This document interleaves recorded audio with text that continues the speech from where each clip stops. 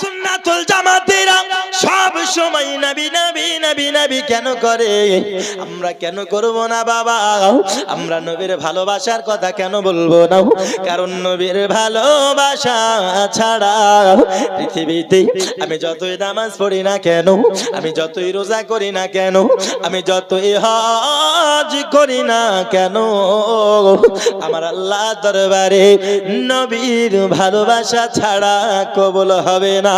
জোরে বলুন না সুবহানাল্লাহ। কবুল হবে? কবুল হবে না।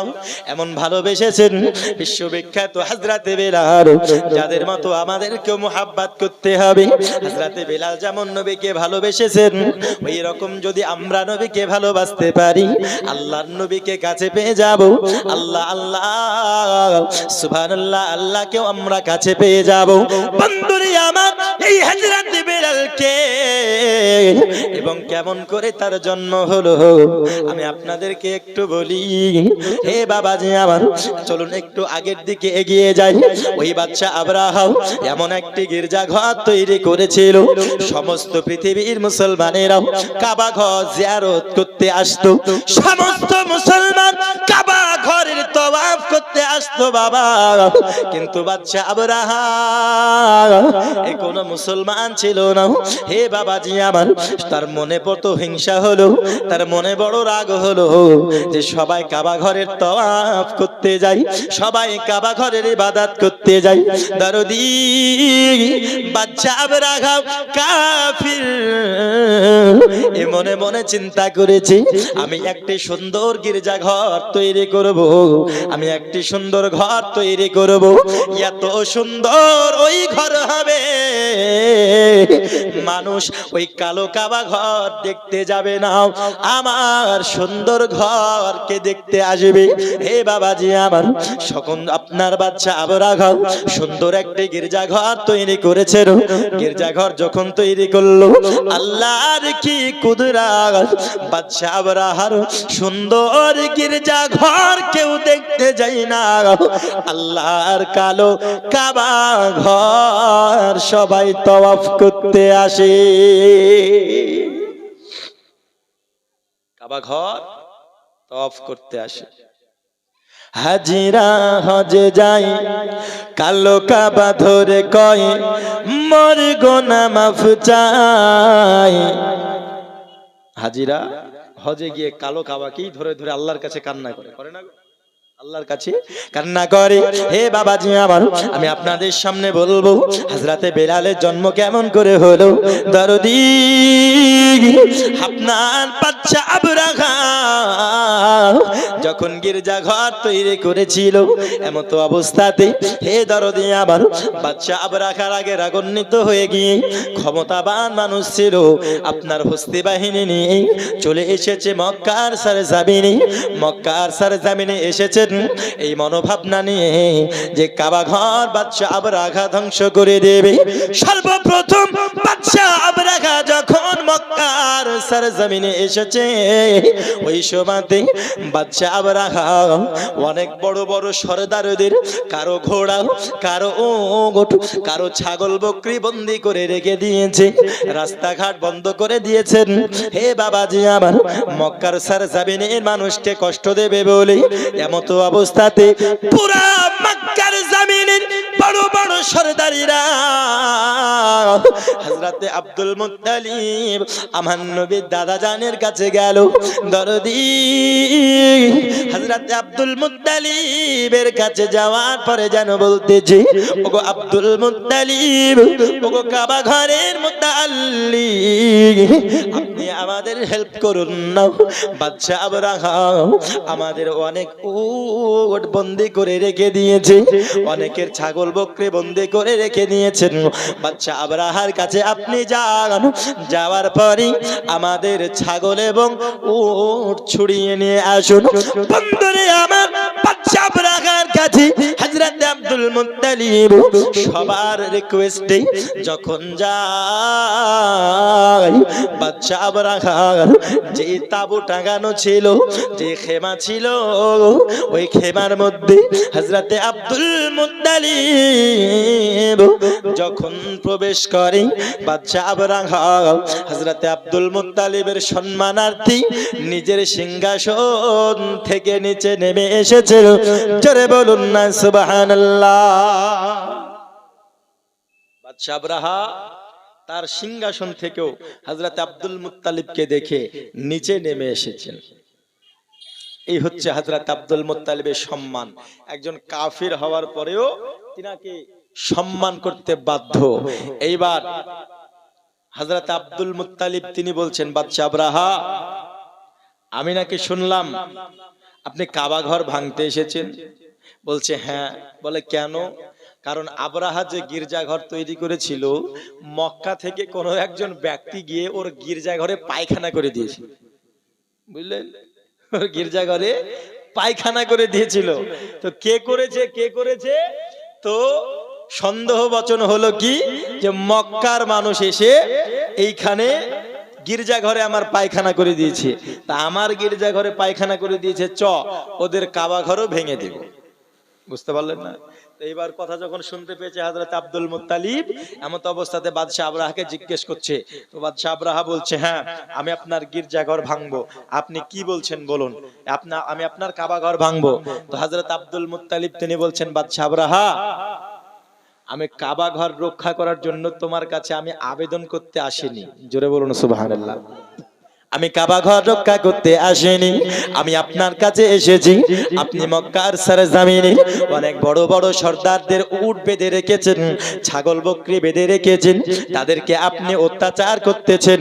এই বাদশা আবরাহা, আমি আপনার কাছে চাই, ওই সর্দারেরাও আমি আব্দুল মুত্তালিবের কাছে গিয়েছিল, তাই আমি আপনার কাছে এসেছি, আমি ওই 100 উট ছুড়িয়ে নেওয়ার জন্য।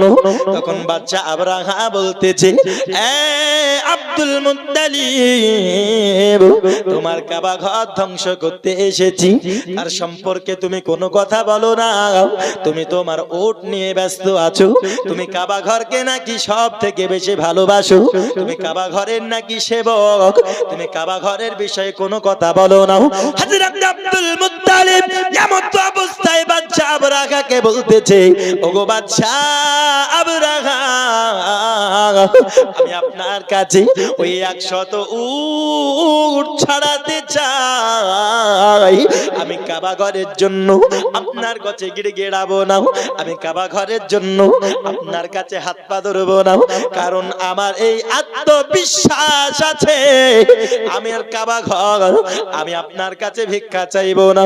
তার কারণ হলো কাবা ঘর আমার মতো আব্দুল মুত্তালিবের নয়, কাবা ঘর আপনার মতো কাফেরের নয়, কাবা ঘর দুনিয়ার কোন মোল্লার মতো মানুষের নয়, কাবা ঘর স্বয়ং হলো আল্লাহর ঘর। জোরে বলুন সুবহানাল্লাহ। আল্লাহর ঘর আমি আপনার কাছে কখনো মাথা নত করব না।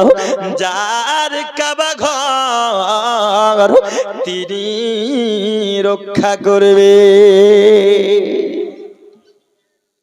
যার কাবা ঘর তিনি রক্ষা করবেন, আমি আপনার কাছে গিড়গিড়াবো না।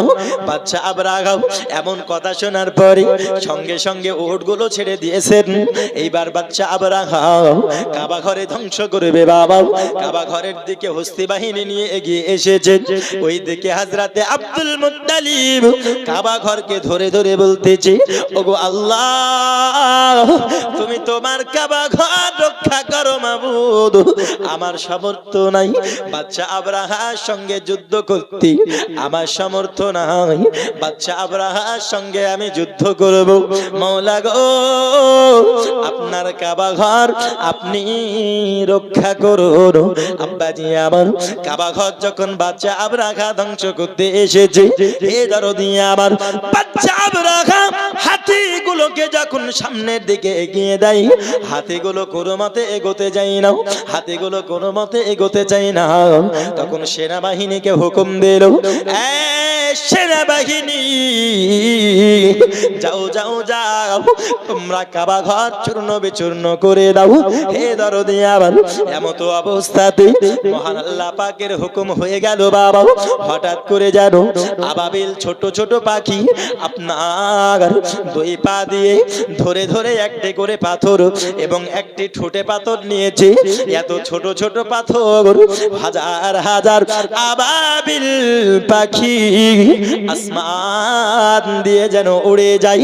ওই পাখিদের ঠোঁটে, ওই পাখিদের পায়ে ওই ছোট ছোট পাথর যখন আকাশ থেকে জমিনে নিক্ষেপ করেছে, দরদি ওই পাথরগুলো যখন কাফেরদের প্রতি নিক্ষেপ হলো বাবা, ওই কাফেরদের মধ্যে এমন ভাবে ফাটলো, অ্যাটম বমের মতো ফাটতে শুরু করেছে।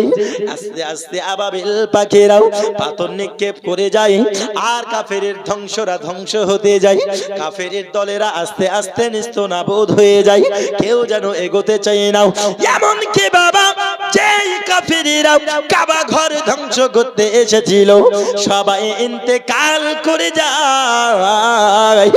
এমন কি বাদশা আবরাহা সে স্বয়ং নিজেও দুনিয়া থেকে ধ্বংস হয়ে গেল। দরদি যার কাবা ঘর সেই আল্লাহ তিনি নিজেই রক্ষা করে নিল। জোরে বলুন সুবহানাল্লাহ। আল্লাহুম্মা সাল্লি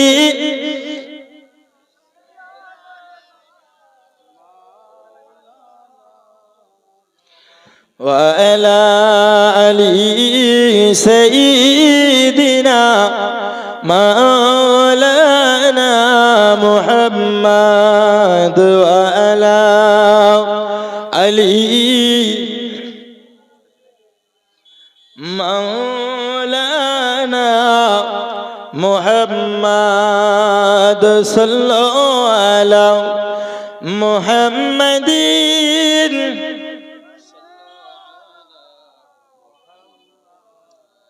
हरदम ज़बान से निकालो, हरदम ज़बान से निकालो शफीना नबीर रोजा शरीफ देखे मन भरे ना। জোরে বলুন সুবহানাল্লাহ। আরো জোরে হবে না সুবহানাল্লাহ? আপনারা একটু একটু করে সামনে এগিয়ে আসুন না বাবা, আপনাদেরকে করজোর করে রিকোয়েস্ট করছি, আপনারা এই দিকে না থেকে একটু সামনে সামনে এগিয়ে আসুন, হ্যাঁ তাহলে খুব ভালো লাগবে। নবীর রওজা শরীফ দেখে মন ভরে না, দিদার দাও গো শাহে মদিনা। নবীর রওজা শরীফ দেখে মন ভরে না, নবীর রওজা শরীফ দেখে মন ভরে না, দিদার দাও গো শাহে মদিনা। সকলে বলুন দিদার দাও গো শাহে মদিনা। আরো শের বেগুমান করেছেন আল্লাহ, কত শান কত মান মোর কামলিওয়ালার। আরো শের মেঘমান করেছেন আল্লাহ, কত শান কত মান মোর কামলিওয়ালা। ও গো মদিনাওয়ালা করো করুণা, ও গো মদিনাওয়ালা করো করুণা, দিদার দাও গো শাহে মদিনা, দিদার দাও গো শাহে মদিনা। জোরে বলুন আরো জোরে। জালি মুবারক দেখিলে এক নজর নূরেতে ঝলমল করবে ভিতর। জালি মুবারক দেখিলে এক নজর নূরেতে ঝলমল করবে ভিতর। ও গো সিরাজ মুনির কাছে ডাক দাও না দিদার দাও গো শাহে মদিনা। নবীর রওজা শরীফ দেখে মন ভরে না, নবীর রওজা শরীফ দেখে মন ভরে না দিদার দাও গো মদিনা দিদার দাও গো শাহে মদিনা। হে বাবাজি আমার, বাচ্চা আবরাখাও স্বয়ং নিজেও ধ্বংস হয়ে গেল। দরদি আমার, তৎকালীন যুগের প্রথা ছিল এইরকম, যুদ্ধ শেষ হয়ে যাওয়ার পরে অনেক গরিব গরিব মানুষ ওই যুদ্ধের স্থানে চলে আসতো বাবা। তার কারণ যুদ্ধের ময়দানে কেউ তলোয়ার পেয়ে যেত, কেউ বা ভালা পেয়ে যেত, কেউ ঢাল পেয়ে যেত। ওই ঢাল ভালা যদি বাজারে বিক্রয় করে তবে অনেক তাদের সংসারে উন্নতি হতো। ওরে আমার দরদি, এমন একজন আল্লাহওয়ালা গরিব ব্যক্তি ওই সরজমিনে, মক্কার সরজমিনে এসেছে কিছু পুরস্কার পাবো বলে, কিছু কুড়িয়ে পাবো বলে, হয়তো কোনো ঢাল, হয়তো কোনো ভালা, হয়তো কোনো তরবারি আমরা কিছু পাবো বলে এমন করে সে আশা করে এসেছে। হে দরদি আমার, এমন করে যখন ঘোরাঘুরি করতেছে দরদি হঠাৎ করে যেন দেখে একজন মহিলা কান্না করতেছে, একজন মহিলা যেন কুরকুর করে কান্না করতেছে। ওরে আমার দরদি ওই মহিলার কাছে যাওয়ার পরে বলতেছে, মা তুমি কান্না কেন করো? তোমাকে তো আমি মক্কার সরজমিনে কোনোদিন দেখে নাই, বলো তোমার বাড়ি কোথায়, বলো তুমি কে? তখন সে বলতেছে, ওগো ব্যক্তি, আমি আর অন্য কেউ নয়, যে বাদশা ধ্বংস করতে এসেছিল কাবা ঘর, এই বাদশার বংশের আমি হলাম রাজকন্যা। জোরে বলুন না সুবহানাল্লাহ। ওই বাদশার আমি হলাম রাজকন্যা, আমি কাবা ঘর ধ্বংস করার জন্য এসেছিলাম। আমি কাবা ঘর ধ্বংস হবে আমি বাদশা আবরাখার সঙ্গে দেখব বলে এসেছি, কিন্তু কাবা ঘর তো ধ্বংস হলো না, বাদশা আবরাখা ধ্বংস হয়ে গেল। হে দরদি, রাস্তায় যখন কান্নাকাটি করছি তখন ওই ব্যক্তি বাড়িতে নিয়ে চলে গেল। তার বিবিকে ডাকার পরে বলে, বিবি রে, এই দেখো না মেহমান বাড়িতে নিয়ে এসেছি, তুমি এই মেহমানের খাতিরদারি করো, এই মেহমানের মেহমান নওয়াজি করো। সোরা মানে কেমন? ওই ব্যক্তি বলে, আমি প্রচলিত কাজ সেরে আসি রে বিবি, তুমি মেহমানের মেহমান নওয়াজি করো। একদিন, দুই দিন, তিন দিন চলে গেল বাবা, কিন্তু ব্যক্তির বাড়ি অনেক গরিব, দারস্থ ঘর, ঠিক বেলা দুমুঠো খাবার জোটে না, স্বামী স্ত্রী খেতে পাই না ঠিকঠাক, কিন্তু আর একজন কন্যা বাড়িতে এসেছেন, ঠিক মতো খেতে পাবে না, যার জন্য মনে করলো আমার তো একজন বন্ধু আছে, সে বড় দয়ালু আর সে হলো অনেক ধনী ব্যক্তি।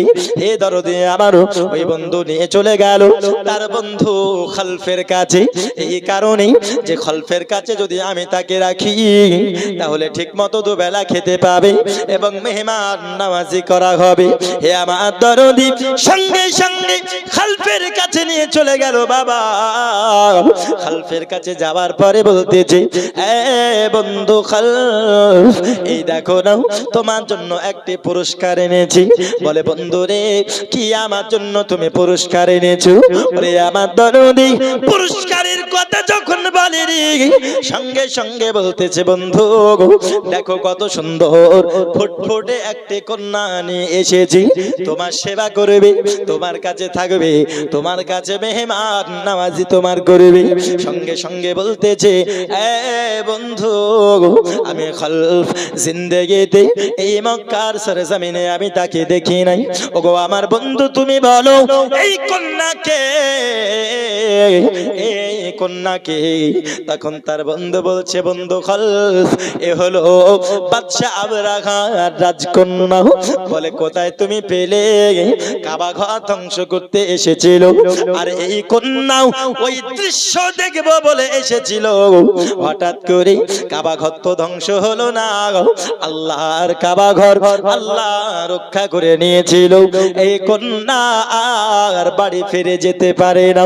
রে আমার দরদি খালফ তখন বলতেছে, বন্ধু, এই কন্যা কাবা ঘর ধ্বংস দৃশ্য দেখতে এসেছিল, আমি তাকে ছাড়বো না, আমি তাকে শাস্তি দেব।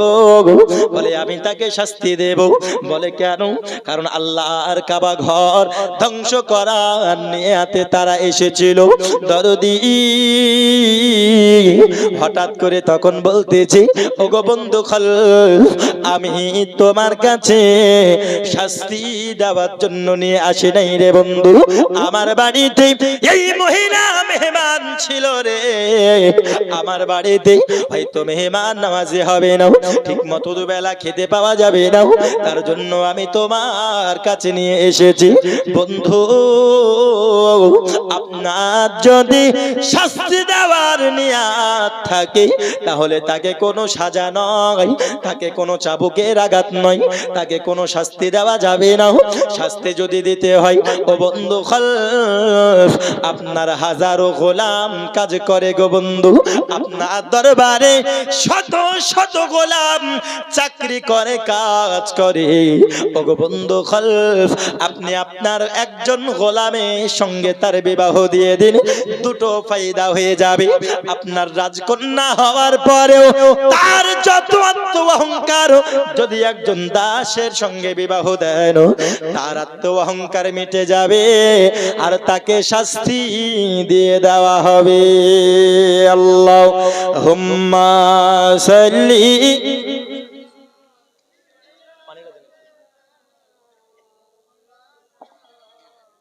ওয়া আলা আলি মাওলানা মুহাম্মদ ওয়া আলা আলি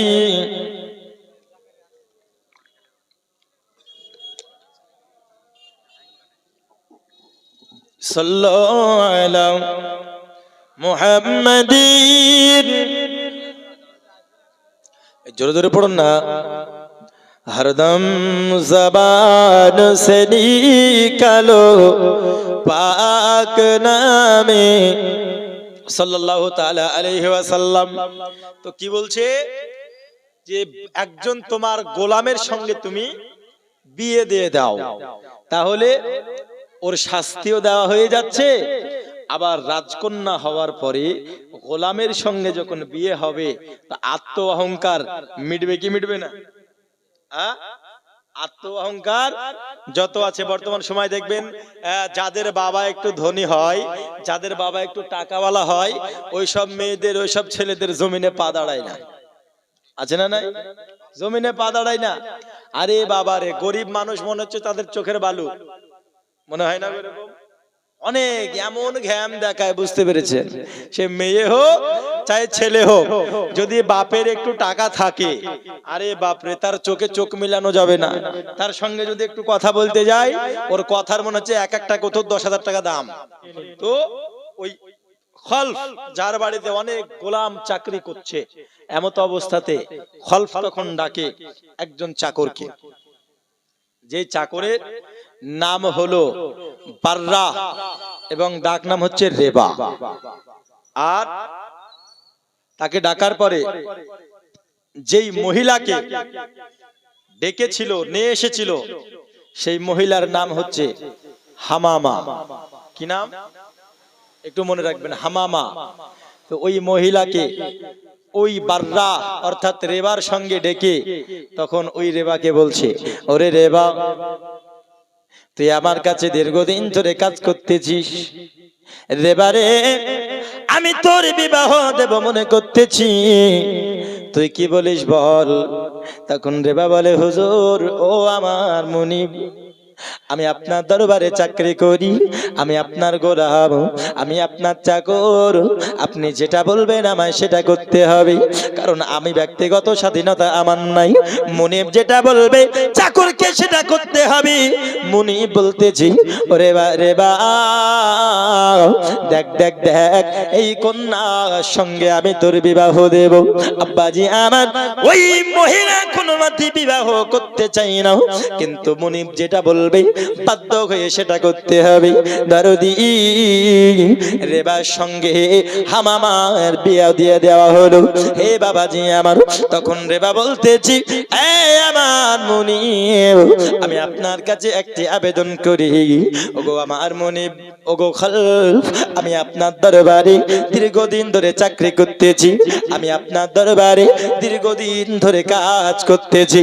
ওগো আমার বাদশাহ, আমার এতদিন কোন সহধর্মিণী ছিল না, আমি তার জন্য আপনার কাছে কোনো ঘর চাই নাই। মুনিব, এখন আমার বিবাহ আপনি দিয়েছেন, আমার স্ত্রীকে রাখার জন্য আমার একটি ঘর প্রয়োজন, আপনি কি আমায় একটি ঘর দেবেন? দরদি মুনিব তখন বলে, ওরে রেবা, এতদিন ধরে তুই আমার দরবারে কাজ করতেছিস, রেবারে আমি তোর কাজে কোনো ত্রুটি পাই নাই।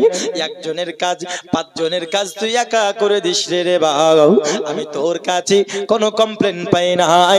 আর রেবা, তুই একজন ঘর চাইতেছিস, তাও আবার সংসার করব বলে, আমি মুনিব তোকে কেন দেব না?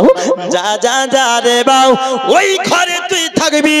একটি ঘর নিযুক্ত করে দিল। হে বন্ধু আবার শোনা মানে গেরাও, হযরতে রেবা তার বিবিকে সঙ্গে লইয়া চলে গেলেন ঘরের মধ্যে। হে বাবাজি আমার, ঘরের মধ্যে যখন হযরতে রেবা থাকতে চাই, এমত অবস্থাতে ওই মহিলা হামামা সে কোরমাতেই বিবাহ মেনে নিতে পারে নাই। বলে কেন? কারণ রাজকন্যা হওয়ার পরে একজন চাকরানী চাকরের সঙ্গে বিবাহ হয়েছে, এটা কেমন করে মেনে নিতে পারে? যার জন্য বাবা কথা বলে না রে বা, সঙ্গে খাই না একসঙ্গে, থাকে না একসঙ্গে, হামামা ঘরের মধ্যে থাকে, আরে রে বা বাইরে থাকে। আব্বাজি আমার, স্বামী থাকে বাইরে, স্ত্রী থাকে ঘরে, দীর্ঘদিন এমন করে চলতেছে।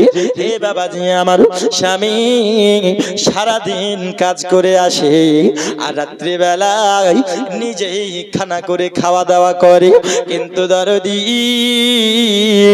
হযরতের বাপ কোনদিন স্ত্রীর সঙ্গে জোর জবরদস্তি করে নাই।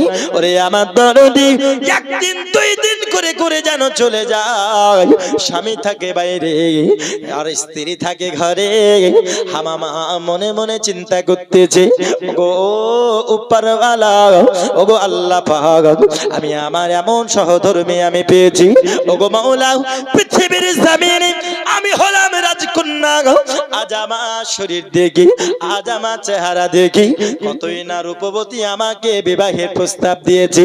আজ আমি হামামা, আমাকে কত রাজবংশ থেকে আমার সঙ্গে বিবাহের প্রস্তাব দিয়েছে, আমাকে প্রেমের প্রস্তাব দিয়েছে, কেউ আমার সঙ্গে শারীরিক সম্পর্ক করতে চেয়েছে, কিন্তু মাবুদ পৃথিবীর জমিনে সবাই আমার শরীর উপভোগ করতে চেয়েছে। কেউ বা আমার রূপের পাগল ছিল, কেউ বা আমার ধন সম্পদের পাগল ছিল, ওগো আল্লাহ, কিন্তু এই ব্যক্তি, আমি এমন কোন ব্যক্তির সঙ্গে আমার বিবাহ হয়েছে গো মাওলা? আমি স্ত্রী হওয়ার পরেও, স্বামী সে হওয়ার পরেও আমি বিবির সঙ্গে কোনো জোর জবরদস্তি করে না। জোরে বলুন সুবহানাল্লাহ। কোনো জোর জবরদস্তি করে না। তিনি চিন্তা করছেন, এত ভালো মানুষ যে আমি তার তো স্ত্রী, সে যদি চায় যে জোর করে আমার সঙ্গে সংসার করবে, জোর করে আমাকে মারধর করবে, আমার সঙ্গে জোর জবরদস্তি করবে, কিন্তু আমার সঙ্গে জোর জবরদস্তি করে না। আচ্ছা বলুন তো, এমন ভালো মানুষ কি পাওয়া যাবে? সেই মহিলা এবার চিন্তা করছেন, এত ভালো মানুষ আমি আমার স্বামী হিসাবে পেয়েছি। পৃথিবীতে ধন সম্পদওয়ালা অনেক মানুষই তো ছিল, কেউ আমাকে সম্পদকে ভালোবেসে আমায় বিবাহ করতে চেয়েছে, কেউ আমার রূপ দেখে আমায় বিবাহ করতে চেয়েছে, কিন্তু এই ব্যক্তি রূপ দেখেছে, আমি রাজকন্যা সেটাও জেনেছে, আমি তার স্ত্রী, তারপরেও আমার ইচ্ছা নাই বলে সে আমার সঙ্গে আমার ঘরে আমার সঙ্গে থাকে না। এত ভালো মানুষ আমি স্বামী হিসাবে পেয়েছি, মনে মনে বড় আফসোস করছে যে আমাকে তার দূরে রাখা হয়তো খুব অন্যায় হচ্ছে। বুঝতে পারলেন না? আমার তাকে দূরে রাখা হয়তো খুব অন্যায় হচ্ছে। হে বাবাজি আমার ভুল তখন বুঝতে পেরেছি।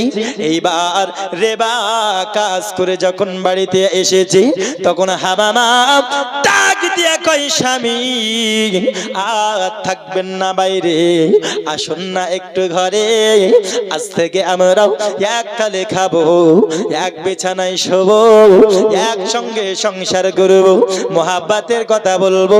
ও স্বামী আর আপনি বাইরে থাকবেন না।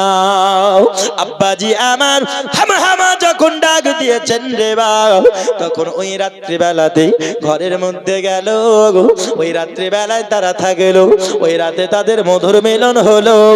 ওই মিলনের কারণে যখন হামা গর্ভবতী হয়েছিল, আল্লাহ পাক আল্লাহ তাআলা ওই গর্ভবতী এমন একজন সন্তান দিয়েছে রে বাবা, যেই সন্তান পুত্র সন্তান হয়েছে। আর যেই হামা গর্ভ থেকে যেই পুত্র হলো, ওই পুত্রটির নাম হলো হযরতে বেলাল। জোরে বলুন না সুবহানাল্লাহ। কি নাম? হযরতে বেলাল। এ বেলাল আপনার যখন পৃথিবী জমিনে এসেছে বাবা, হে দরদি আমার হযরতে বেলাল হাবশী রাদিয়াল্লাহু তাআলা আনহু তখন আস্তে আস্তে আস্তে আস্তে বড় হতে থাকে। হে বাবাজি আমার যখন আস্তে আস্তে বড় হয়, হঠাৎ করে জানো হযরতে বেলাল তিনার আম্মা দারে ফানি থেকে চলে গেল, দুনিয়া থেকে বিদায় হয়ে গেল। হযরতে বেলাল যেন কান্নাকাটি করতে থাকে। হে দরদি আমার হযরতে বেলাল কান্না করতেছেন। এমত অবস্থাতে হযরতে বেলালের বয়স হবে মাত্র 8 থেকে 10 বছর। ওরে আমার যুবক, এইদিকে হযরতে বেলাল হাবশী রাদিয়াল্লাহু তাআলা আনহু বড় হচ্ছেন, আর বেলালের পিতা রেবা কাজ করতেছেন খলফের বাড়িতে। এমত অবস্থাতে হযরতে বেলাল তিনার আব্বা জান গরীব হওয়ার কারণে বেলাল কেউ খলফের বাড়িতে ভর্তি করে দিল, চাকর হিসাবে ভর্তি করে দিয়েছেন, কাজ করতেছে। হে বাবাজি আমার হযরতে বেলাল হাবশী কাজ করতেছেন খলফের কাছে বাবা। এইদিকে বেলাল তিলে তিলে বড় হয়, আর এইদিকে বেলাল যার বাড়িতে কাজ করতেছে খলফেরও একটি পুত্র ছিল, যার নাম ছিল উমাইয়া। কি নাম? উমাইয়া। রেবা খলফের বাড়িতে কাজ করত। রেবার সন্তান বেলাল আস্তে আস্তে বড় হয়, ওইদিকে খলফের সন্তান হচ্ছে উমাইয়া, সেও আস্তে আস্তে বড় হয়। এবার যখন হযরতে বেলাল রাদিয়াল্লাহু তাআলা আনহু কাজ করতেছেন, তো খলফ যতদিন বেঁচে ছিল হযরতে বেলালকে খুব ভালোবাসতো। জোরে বলুন সুবহানাল্লাহ। কেন? কারণ ছোট বাচ্চা হওয়ার পরেও হযরতে বেলাল তিনি অনেক কাজ করতেন, হযরতে রেবাও কাজ করতেন, কিন্তু দরদি হযরতে বেলাল রাদিয়াল্লাহু তাআলা আনহুর জীবনে কত দুঃখ অনাটন নেমে এসেছে।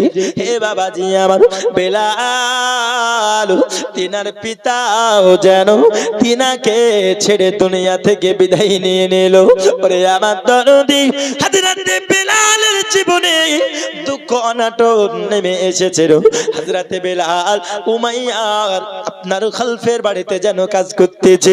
হে বাবাজি আমারও এইদিকে উমাইয়া খলফের কাছে যেন বড় হতেছে। যে খলফে এইবার আজ সে যেন দুনিয়াতে থাকবে না, তারও বয়স হয়েছে, তারও অসুস্থ হয়ে গেল।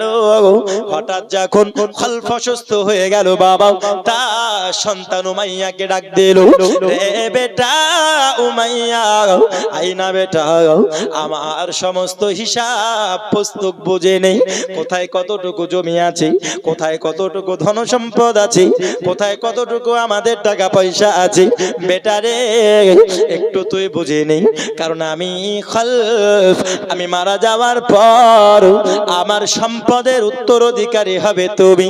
ওরে আমার বেটা উমাইয়া, বুঝে নাও, বুঝে নাও, হে আমার দরদি। উমাইয়া তখন আপনার বাবার কাছ থেকে সমস্ত ধন সম্পদ বুঝে নিয়েছেন। এবার বাবাও এমত অবস্থাতে খলফ দুনিয়া থেকে বিদায় নিয়ে নিল। দরদি ওরে খলফ যতদিন দুনিয়ার জমিনে বেঁচে ছিল ততদিন সমস্ত চাকরদেরকে ভালোবেসেছে, হযরতে বেলালকে ভালোবেসেছে।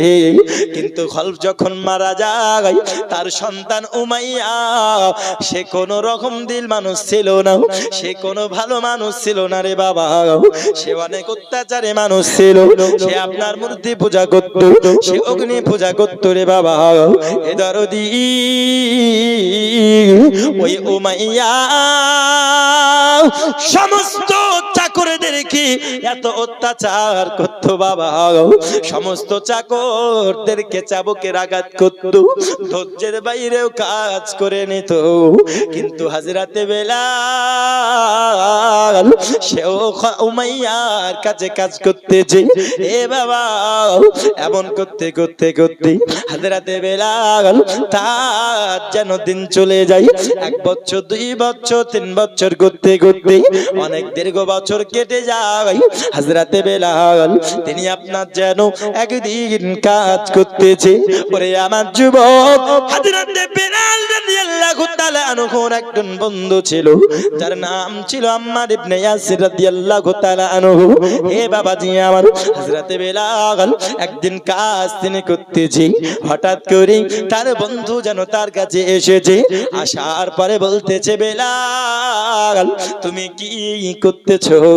হযরতে বেলাল তখন বলে, ওরে বন্ধু তুমি কি জানো না, আমাদের মুনিব এত অত্যাচারী, এত অত্যাচারী, আমরা যদি কাজ না করি আমাদের মুনিব আমাদেরকে মারবে, আমাদের মালিক আমাদেরকে মারবে, সেনাবাহিনীরা আমাদেরকে কষ্ট দেবে।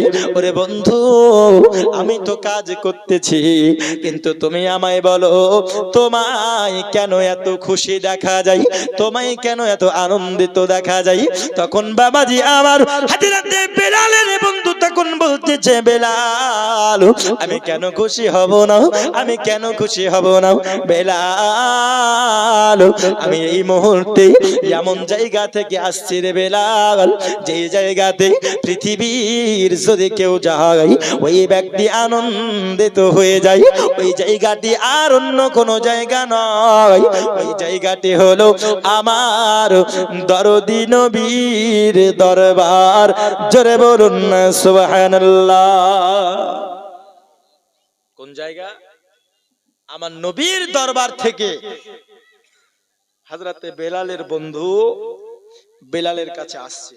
তো বেলাল জিজ্ঞেস করছে যে তুমি এত আনন্দিত কেন, তুমি এত খুশি কেন?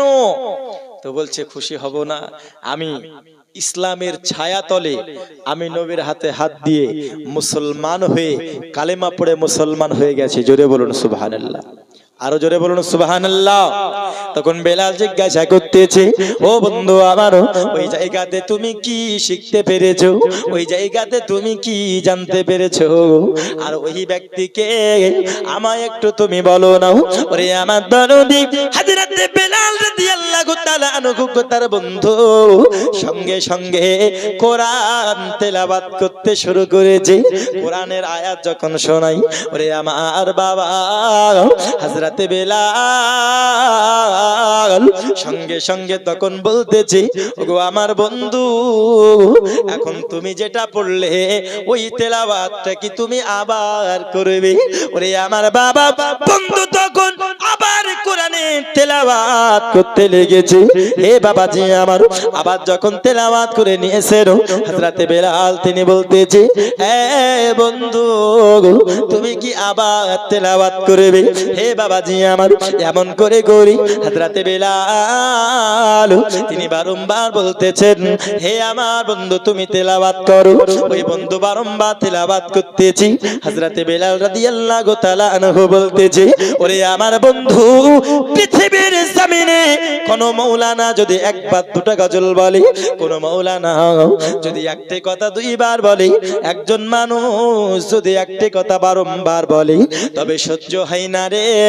কিন্তু তুমি আমায় এমন কি শোনালে, এমন কি শোনালে, আমি বেলাল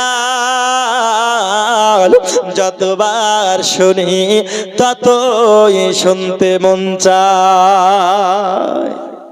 আরো জোরে হবে না সুবহানাল্লাহ?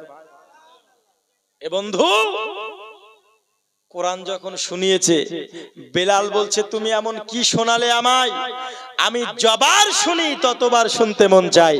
আর এই সম্পদ, এত সুন্দর মধুর বাণী যেখানে পাওয়া যায়, নিশ্চয় সেই জায়গাটা দুনিয়ার আর ছোট কোনো জায়গা হতে পারে না।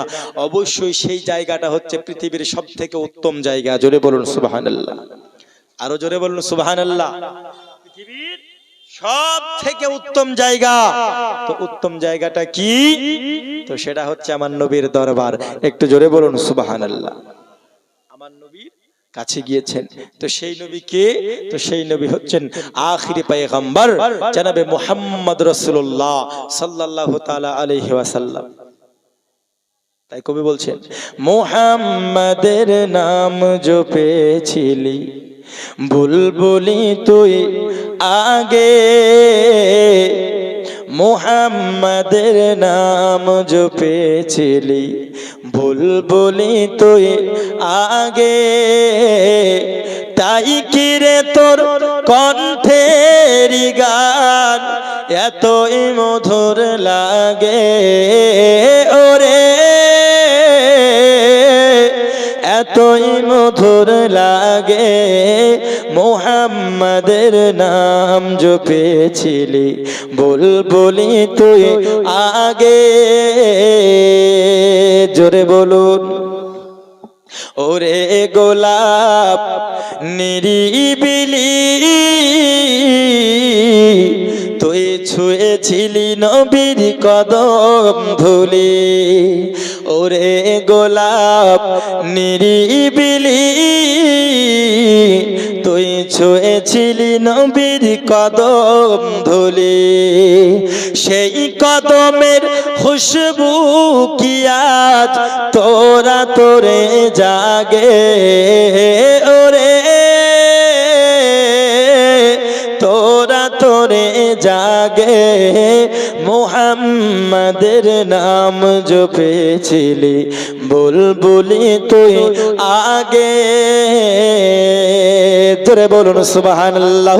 হে বাবাজি আমার, তখন হযরতে বেলাল তিনি বলতেছেন, বন্ধুরে আমায় নিয়ে চলো না ওই দরবারে, আমাকে নিয়ে চলো ওই দরবার যেখানে এত সুন্দর কথা পাওয়া যাবে, যেখানে এত সুন্দর মধুর বাণী পাওয়া যায়, ওইখানে আমায় নিয়ে চল।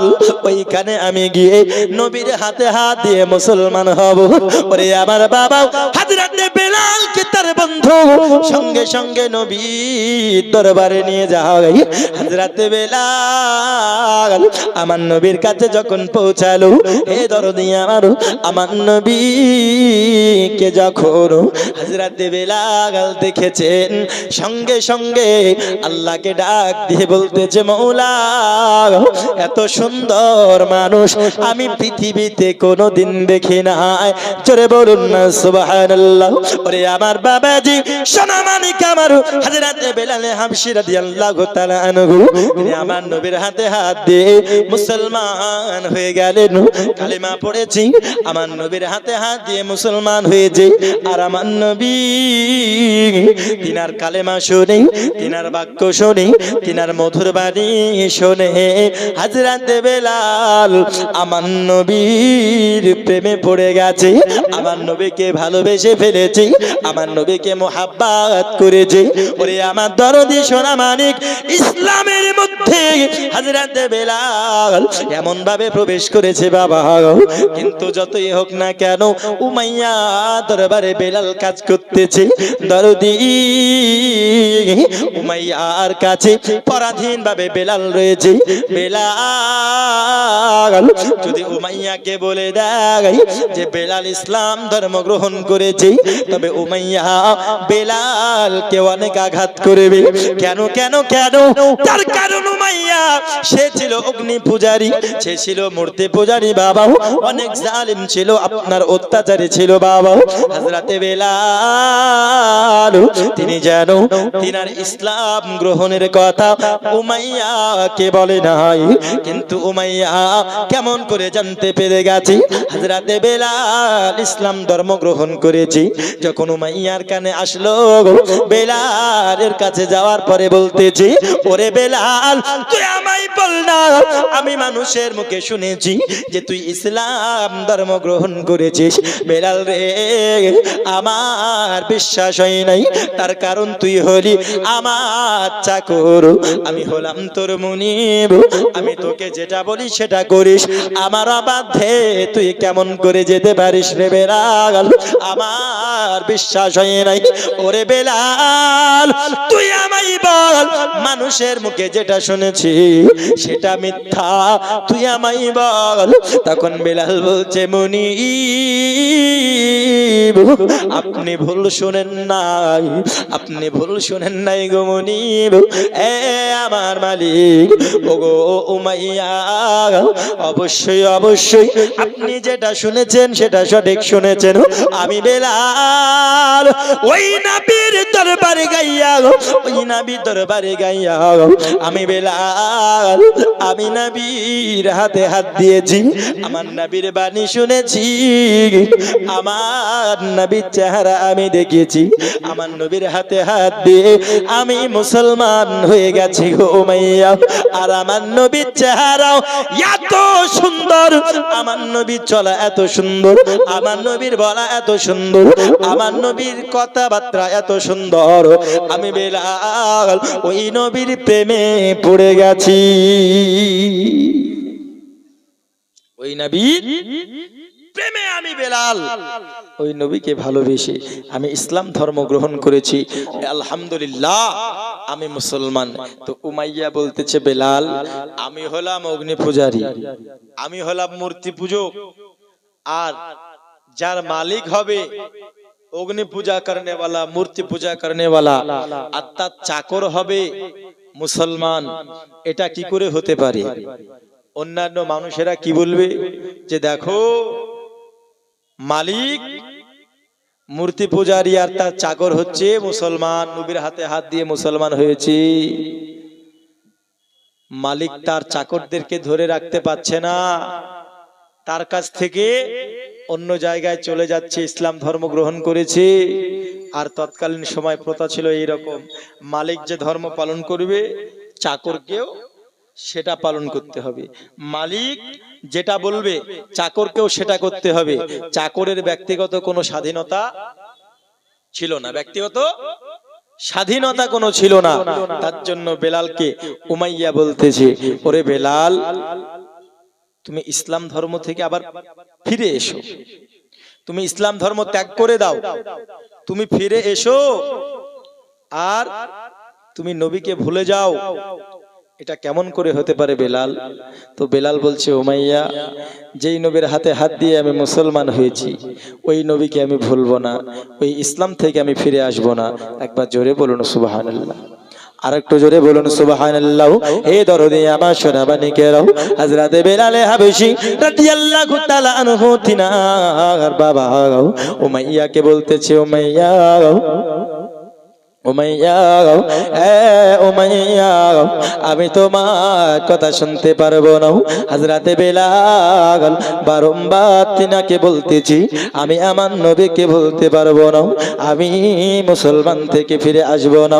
উমাইয়া তখন বোঝায়, এ বেলাল, তুই পাগলামো কেন করো বেলাল?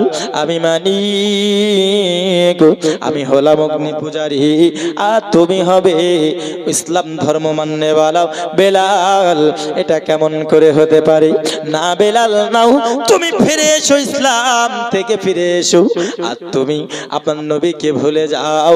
তোমায় অনেক ধন সম্পদ আমি দেব, তোমায় অনেক ক্ষমতা আমি দেব। বেলাল, তুমি ফিরে এসো, নচেত আমায় তোমাকে আঘাত করতে বাধ্য হতে হবে।